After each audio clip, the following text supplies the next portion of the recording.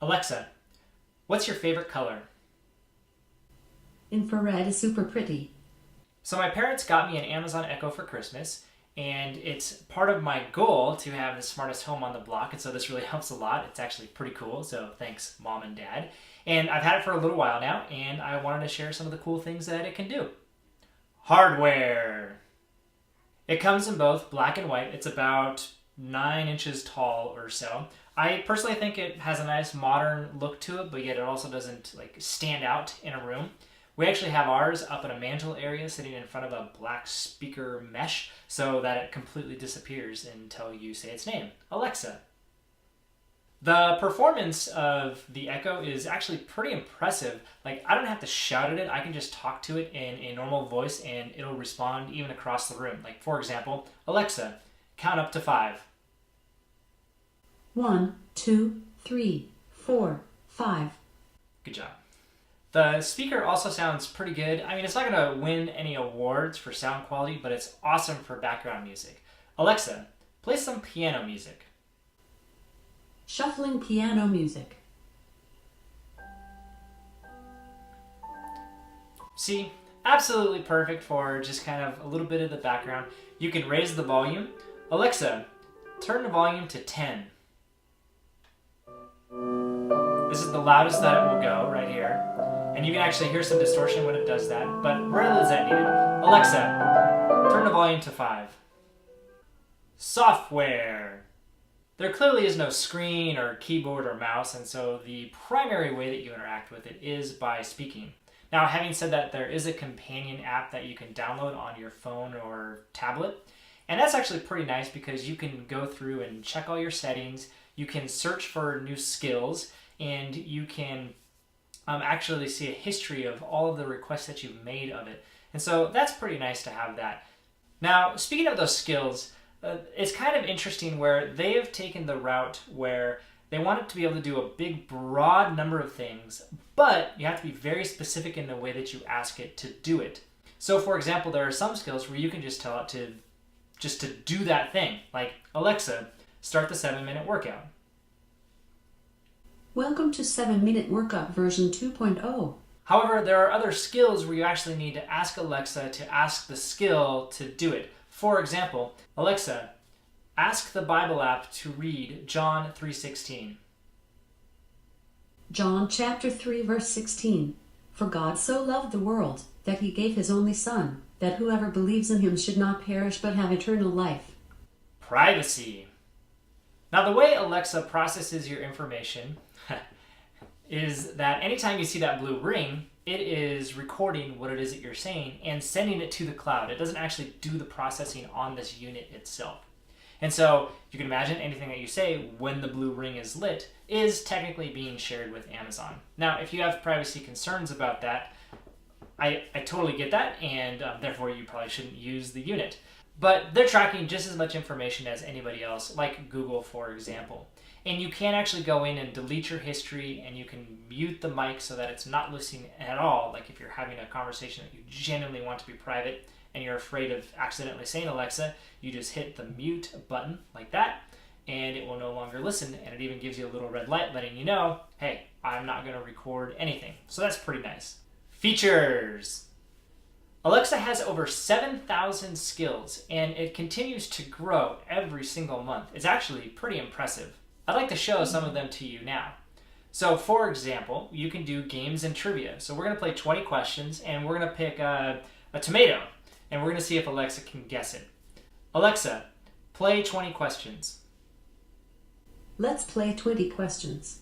Is it an animal, vegetable, or mineral? Vegetable. Does it have seeds? Yes. Does it roll? Yes.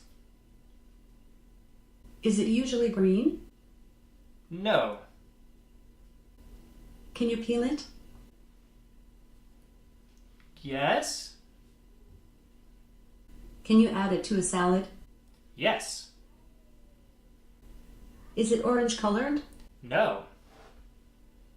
Does it smell sweet? No. Does it have roots? Yes. Is it found in salad bars? Yes.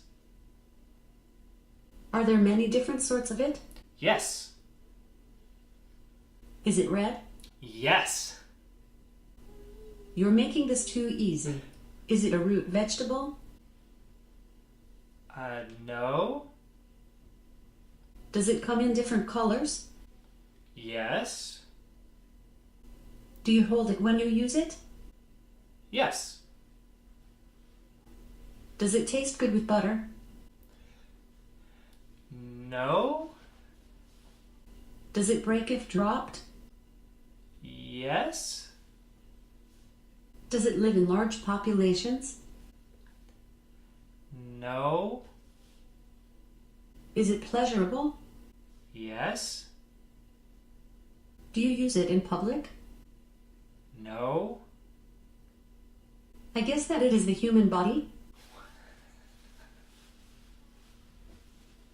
No. Is it made in many different styles? No. I guess that it is a tomato. Yes! Oh my gosh! You can also control smart things in your home, such as lights and locks and things like that. Plus, it'll tell you the news. Alexa, what's the weather going to be like tomorrow? Tomorrow in Albany, there will be snow flurries, with a high of 39 and a low of 23. When it comes to food, you can literally order a pizza using Alexa. You can also request an Uber. Obviously, you can buy things on Amazon and a ton more. It's honestly a little hard to track. Oh yeah, and it's good for kids. Alexa, sing the alphabet. Okay, here's my impression of William Shatner singing the alphabet. A, B, C, D, E, F, G, H, I, J, K, L, M, N, O, P, Q, R, S, Love it. T, U, V, W, then X, and finally Y and Z. I'm actually super excited for when Eleanor can start talking to Alexa. That'll be pretty funny. It's also good with just general questions. Alexa, how far is it to the moon? The moon's distance is 239,000 miles, 384,000 kilometers. Okay, or it may be something that's a little bit more useful. Alexa, how many teaspoons are there in a gallon? 1 gallon equals 768 teaspoons. Ecosystems. So what if you're an Apple or Google fan? Will the Echo work for you? Well, the good news is it's actually kind of like a third-party device, and so it doesn't really contradict any of those two. So you could be fully into the Apple world and still use Alexa, or fully into the Google world and still use Alexa. Now, interestingly though, it's obviously not tied to a mobile device, and so you can really only use it in your home, which I know is kind of a duh type of thing to say. But for example, you can't be walking out of the house and go, oh, did I turn off the lights? And then ask Alexa to turn off the lights. Instead, you'd have to use something like the Google Assistant or Siri in order to do that, because they're actually on your device. Future expectations. Amazon has made it clear that they want to focus on the software side of this product. And so they're really working on enabling more skills and then letting other hardware partners make new devices. So like, for example, this year in CES, we saw a whole bunch of lamps and ovens and a bunch of different devices, sound systems that used Alexa. And so I could see where Amazon doesn't necessarily come out with another one, but instead Alexa is already embedded in all of these different products in your home.